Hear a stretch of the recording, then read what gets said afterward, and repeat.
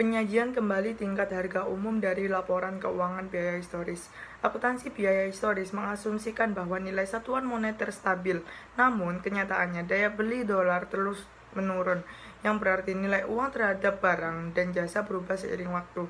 Untuk mengukur perubahan ini digunakan indeks harga, yaitu perbandingan harga rata-rata sekelompok barang atau jasa pada dua waktu berbeda, dengan satu waktu sebagai tahun dasar atau sekira indeks sama dengan 100.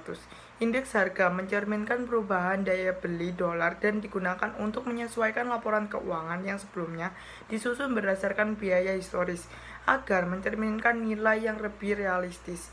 Dalam model laporan keuangan yang disesuaikan dengan tingkat harga umum, pos-pos moneter didefinisikan sebagai pos yang dinilai tetap secara nominal sesuai kontrak tanpa mempertimbangkan inflasi atau perubahan harga. Langkah-langkah penyesuaian laporan keuangan berdasarkan tingkat harga umum yaitu yang pertama, mengumpulkan laporan keuangan berdasarkan biaya historis secara lengkap. Yang kedua, pilih indeks harga umum yang valid dan mencakup seluruh umur aktiva yang dilaporkan. Ketiga, klasifikasikan pos-pos neraca menjadi yang pertama moneter atau nilai tetap, yang kedua itu non-moneter atau terpengaruh inflasi, dan sedangkan yang keempat itu menyesuaikan pos-pos non-moneter menggunakan faktor konversi indeks harga untuk mencerminkan daya beli saat ini.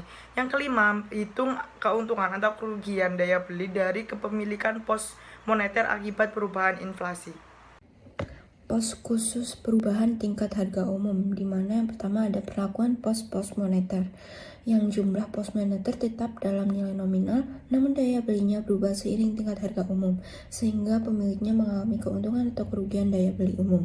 Secara khusus, saat harga naik, aset moneter kehilangan daya beli atau kerugian, sementara kewajiban moneter mendapatkan daya beli atau keuntungan.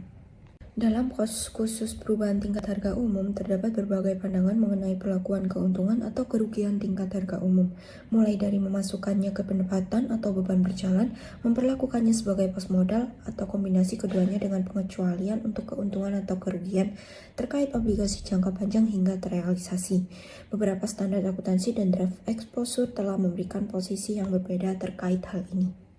Perlakuan pos-pos non-moneter dan ekuitas pemegang saham. Jadi, pos-pos moneter disesuaikan kembali ke tingkat daya beli saat ini dengan mengalihkan biaya historis dengan faktor konversi dengan rumus indeks tahun berjalan dibagi indeks ketika pos non-moneter diperoleh.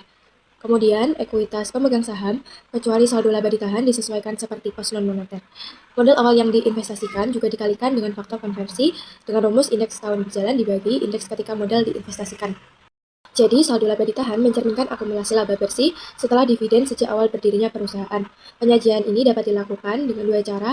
Yang pertama, jika laporan keuangan pertama kali disusun ulang, berdasarkan daya beli saat ini, saldo laba ditahan ditentukan dari sisa nilai setelah seluruh pos lain dalam neraca disajikan kembali.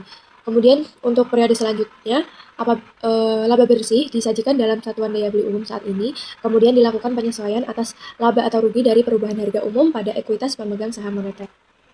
Materi selanjutnya adalah pembeda moneter dan non-moneter. Untuk moneter, saham preferen itu dicatat sebesar nilai likuidasi, sementara dalam non-moneter, saham preferen dicatat dengan nilai yang lebih kecil daripada nilai likuidasi.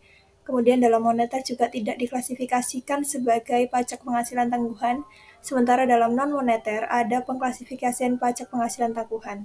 Kemudian yang dianggap pos moneter adalah mata uang asing yang dianggap sebagai pos mata uang domestik, sementara untuk pos non-moneter adalah mata uang asing yang dianggap sebagai komoditas.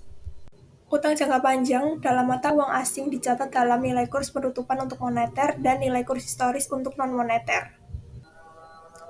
Uang yang dapat dikonversi ketika harga pasar dari saham berada di bawah harga konversi untuk moneter dan di atas harga konversi untuk non-moneter.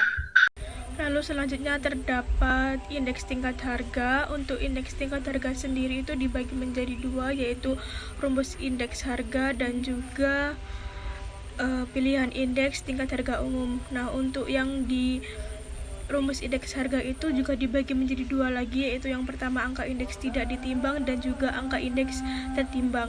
Nah, untuk angka indeks tidak ditimbang ini terdapat harga, yaitu ada angka indeks harga atau price, ada angka indeks nilai atau value, dan ada angka indeks kuantitatif atau quantity.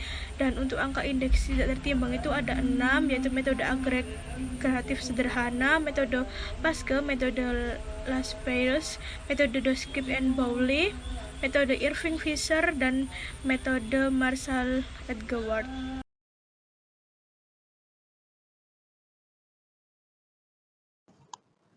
Yang selanjutnya yaitu evaluasi sederhana akuntansi tingkat harga umum, dan terdapat 2 argumentasi mengenai akuntansi tingkat harga umum, yaitu argumentasi yang mendukung dan juga yang menentang.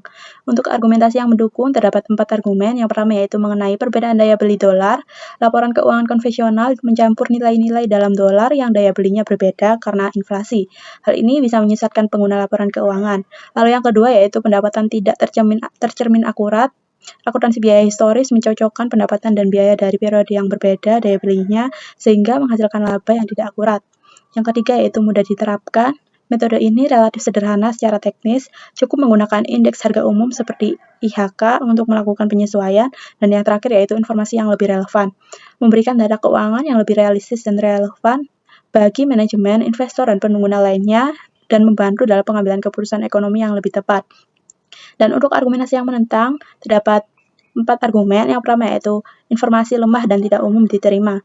Banyak studi empiris menunjukkan bahwa informasi dari akuntansi tingkat harga umum tidak cukup kuat dan tidak diterima secara luas dalam praktik akuntansi. Artinya, data yang dihasilkan kurang berguna dan tidak diandalkan oleh pengguna laporan keuangan.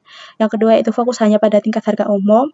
Akuntansi ini hanya menyesuaikan perubahan harga secara umum, seperti harga inflasi ataupun harga rata-rata, tanpa mempertimbangkan perubahan harga spesifik dari barang atau jasa tertentu yang mungkin lebih relevan. Hal ini bisa menyebabkan ketidakakuratan dalam laporan keuangan. Yang ketiga yaitu inflasi berdampak berbeda di tiap perusahaan. Setiap perusahaan memiliki struktur biaya dan jenis aset yang berbeda, sehingga dampak inflasi tidak bisa disamaratakan. Penyesuaian dan indeks harga umum bisa jadi tidak mencerminkan kondisi nyata perusahaan tertentu. Dan yang terakhir yaitu biaya implementasi yang tinggi. Penerapan akuntansi tingkat harga umum memerlukan sumber daya tambahan seperti waktu, tenaga ahli, dan sistem informasi khusus.